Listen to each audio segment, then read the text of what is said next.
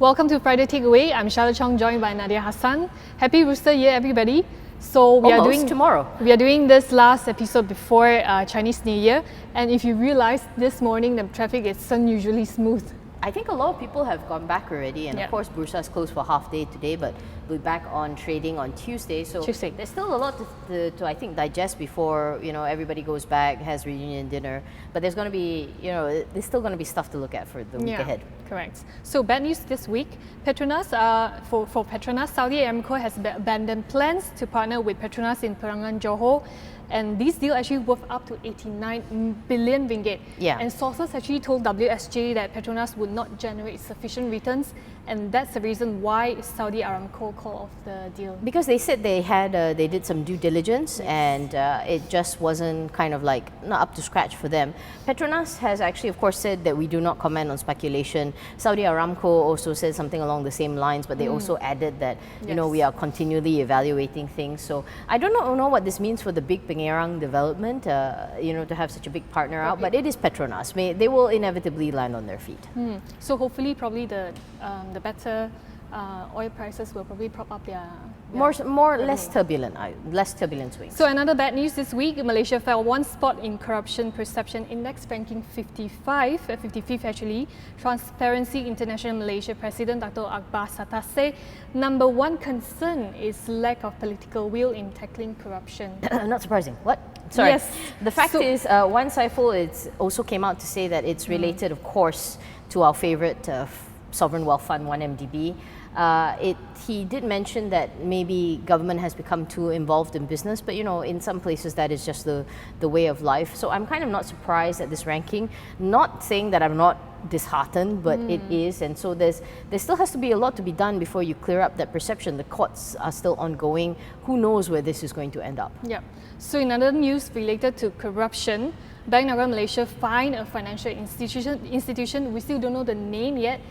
They are finding this financial institution 1.4 million ringgit for failing to inform the central bank of a significant audit filing in relation to a dealer's misconduct. Do you think that in this case they should name and shame? I wonder why they don't name and shame. Probably not at the moment. Probably they want to find more information on this financial institution before they give the name to the public. That's why. Who knows? Yeah.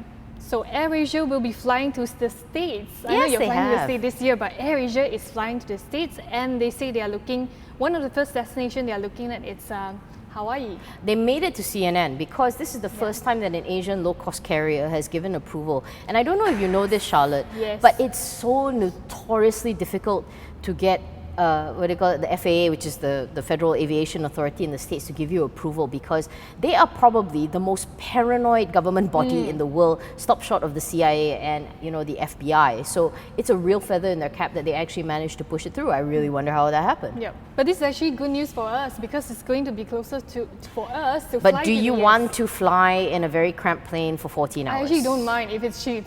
If it's affordable, not cheap. If it's affordable, I don't do it. So another news for CHATIME lovers or pearl milk tea lovers, LOOB Holding, they say they're going to rebrand the name CHATIME to something else. They haven't actually announced it in March 6th. And Brian Loo actually came out and said the new brand will be similar to what they have been doing, and if it's not better. Lou, I will give it to him. He handles damage control very well. I'm on CHATIME's Line account, and they just constantly update and give you things about how they're going to be better. He talks about how it's going to be bad for the workers. But let's put it this way: Lakafa, who is the franchisor in Taiwan, they have every right to take back their termination. And now it looks like it's going to be really messy, because who did the franchises sign with? Can they keep the name? Are they going to see? I thought they were going to take over all the stalls. It's going to be very sticky. 165 outlets. Obviously, the argument is that they don't use the same ingredients that they use, like Kafa used back in Taiwan. But the argument also is, if pure milk tea lovers, they keep buying CHATIME drinks, and after they change the brand, right? What if Lakafa comes into Malaysia and open the same brand again? Will these group of pearl milk tea lovers still support CHATIME or the new brand? So Nadia, let's look at ringgit and CI. This week actually is a good week for both ringgit and the market. Asian currencies rose on weaker US dollar due to his new president's protectionist stance on trade. Let's just you say protectionist, I say bananas. Well, he said he wants to call off TPPA. No, he already signed an order saying that they're gone from the TPP. And this week his war is on journalists and Mexico. And if you actually go online, it's hilarious because there is a very explicit hashtag that basically says that Mexico's not going to pay for the effing wall. And because he's come out and says we're going to build. And Mexico's president has actually cancelled a trip to the States because he says this is stupid. It is. Well, they have really said it beforehand. They have said it during John Oliver. Go rewatch the segment. It's absolutely it's hilarious, funny. And it's going to be like this for at least the next. But Trump is going to meet with Theresa May today, so they are going to go over some issue on the immigration. But anyway, so CI, like you said, last Friday was 1664.89 points. Week on week, it's up 173 just before, of course, Chinese New Year. Of course, like I mentioned earlier, the market's already getting to be closed by the time this comes up. But you know, hopefully the positive momentum actually comes. It was lifted by Sime Darby shares yesterday.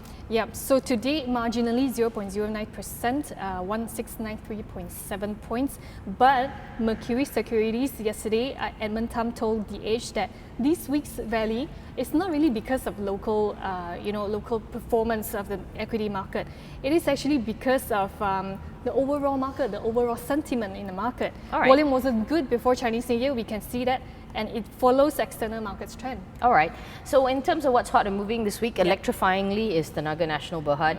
There actually 1Q net profit fell 12% to 1.74 billion. And no surprise, this is an old problem for them because they have foreign dollar loans, is that they have forex losses. 225.4 million, double of what they saw last year when the ringgit wasn't on its slippery slope yet.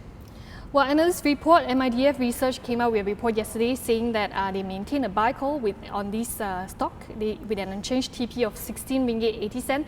Right now, at 10 a.m. today, it actually went up 0.29% with 13.72. On January 11, it was traded at 14 ringgit. Exactly. So, but the big story that none of us can kind of ignore is Sime Darby Berhad. Yes, yesterday it came out so late.